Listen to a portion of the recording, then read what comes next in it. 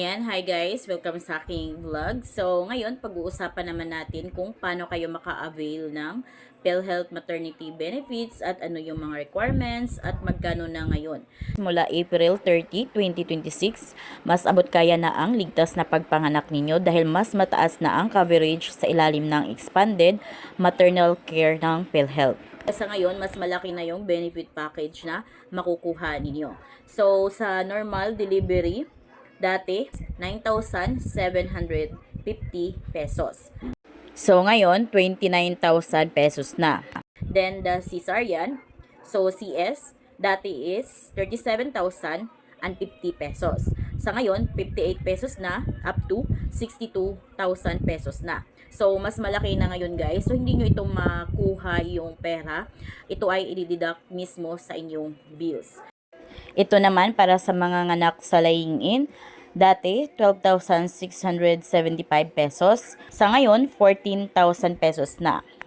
Para naman sa mga endometrial sampling, dati 21,450 pesos, sa ngayon is 31,500 pesos. Para naman sa dilation and curettage, dati ganun din 21,450, sa ngayon is 36,000 na and 500 pesos. Kasama na rin dito yung antenatal care. May libreng urinalysis, urine culture and sensitivity, oral glucose tolerance test, HbA, HIV testing, RPR or VDRL, or ultrasound. Kailangan lamang na accredited kay PhilHealth yung mismong diagnostic centers or yung ospital. Ngayon, ano yung mga requirements? Ano yung mga dapat yung dalhin pag once na manganganak na kayo? So, bawat hospital guys, iba-iba yung mga requirements na hinahanap nila. So, sa akin, yung hinanap nila is yung PhilHealth ID. So, kung may PhilHealth ID kayo, kailangan yan dalhin ninyo. Kung if ever man na wala kayong PhilHealth ID, so pwede naman yung MDR. So, ito ang Member Data Record dito kay PhilHealth. So, ngayon, ituturo ko sa inyo kung paano kayo makakuha ng PhilHealth MDR online. To get a PhilHealth MDR online, you should have a PhilHealth account. Ayan, so pagka-login nyo sa inyong PhilHealth account, makikita nyo na agad yung MDR. So, dyan, click nyo lang yung MDR para ma-download yan sa inyong cellphone. Then, after nyo ma-download, ipa-print nyo na yan. So, dito guys, pwedeng MDR ng asawa ninyo kung kayo ay kasal. Pero kung halimbawa hindi kayo kasal, kailangan MDR ng manganganak. So halimbawa kung kayo ay kasal, dapat ang nakalagay na dependent information dyan is yung asawa ninyo na manganganak. So pangalan lang ng asawa nyong lalaki. Pag once naman na live-in partner, so hindi pwede. Dapat PhilHealth ng manganak yung gagamitin dito.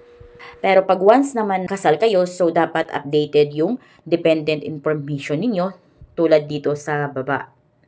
Ayan, so as you can see dito, may PIN number yung dependent. So dapat updated na din yung dependent. Palagay naman na dependent information is yung nanganak.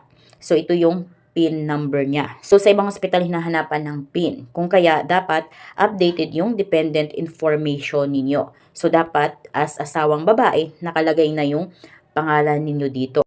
Dahil maghuhulog naman kayo ng inyong PhilHealth contributions, kung kayo ay self-employed or voluntary member, isabay nyo na din yung pagkuha ng PhilHealth ID. At kung may eGov-PH apps na kayo, so pwede naman na i-PhilHealth ID yung ipapakita nyo sa hospital. So, ito ay valid na din. For the eligibility requirements naman, so to qualify for PhilHealth Maternity Benefits, so kailangan lamang magbayad kayo ng at least 3 months or kaya 6 months within the 6 months immediately preceding the semester of your kapanganakan. So, ganun din yung ginawa sa akin guys, pinabayad ako.